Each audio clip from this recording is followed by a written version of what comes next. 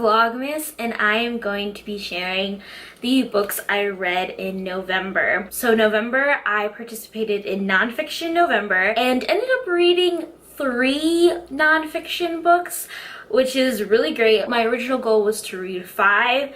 I only ended up actually reading 1 of the books that was on my nonfiction TBR, so I did kind of dip into other books that I wanted to read in nonfiction. TBRs aren't my thing. I think I've just come to terms that anytime like I tell myself I need to read these books, it's not gonna happen. I'm not going to read them. I don't want to read them because I'm not motivated. And setting like strict guidelines on what I'm gonna read for the month just never works out. But without further ado, I have 4 books to share with you today, and they were all either 4 or 5-star reads, so it was a really great reading month for me. So yeah, let's just get into it. So the first book I have is The Truth About Animals by Lucy Cook. This was actually the one book on my nonfiction TBR that I did end up finishing, so I am really happy about that. This was a 4-star read for me. I really enjoyed this book. Basically, Lucy takes a look at different animals and the different misconceptions that we had throughout history about these animals, and she kind of debunks the different misconceptions about these animals and tells you a little bit about what we do know about them. So each chapter is about a different animal. She covers sloths, which is her favorite animal, toads, she covers eels, hippos, and a variety of other animals that I didn't really realize there was so much misconception surrounding them. I really enjoyed the amount of history that she included in her book. I think that this could have been easily like bogged down by the amount of facts that she provided, but she does it in such a humorous and entertaining way that you are sucked into each of the chapters and want to know more about these animals. I was really entertained throughout this book, and I learned so much. Like, who knew that with eels we still have not seen like 2 eels actually mating, so we don't know what their mating process is or where they actually reproduce. So that was something I didn't know, just to kind of see how much religion kind of played into the way we view different animals and the characteristics, and how some authors personified animals in a way to kind of go along with their values of Christianity. So it's a very interesting book, and I highly recommend it. If you're fascinated by animals, this is a great book, and I really recommend it. There's also like a lot of cool images in it, so it's definitely got a lot of information packed into it, but it's presented in a way that's very entertaining and enjoyable to read. So after I read The Truth About Animals, I decided to pick up a fiction book. I think my problem this month that I was in a big fantasy kick. I've been really wanting to pick up more of my like YA fantasy books, so that kind of stopped me from picking up a lot of the nonfiction that I was supposed to read. But to kind of like kick that craving, I decided to pick up Beneath the Sugar Sky by Shauna Maguire. This is the 3rd book in her Wayward Children series, and since it's more like a novella, it was a little bit shorter, so I felt like I could read this really quickly, and I did end up finishing it within like a day, and then I could get back to the nonfiction. I absolutely loved it. This is definitely a 5-star read for me. This takes place kind of after the events of the first book, but well after the events. We follow 3 new characters as well as several existing characters from the previous books, and personally I think this book took on a different tone than the previous 2 books. The characters kind of go on a unique adventure, and I really liked it. I think it still was dark like in the previous books, but it was a very different story than the last 2 books.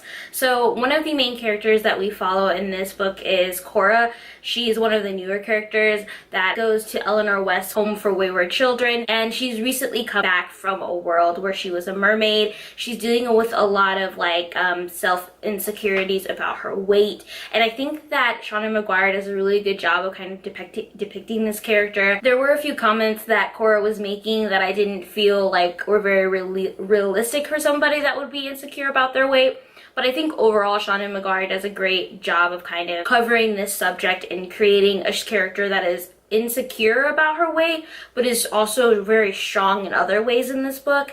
And I really enjoyed that. I think the characters that we do get to see in this book are very diverse as well. I think this book does a great job of providing more context on how the worlds work, and we get to go into the Candyland world that is described in the first book. One of the characters, Sumi, this is her world, so we kind of get to explore that. So it's a really interesting story.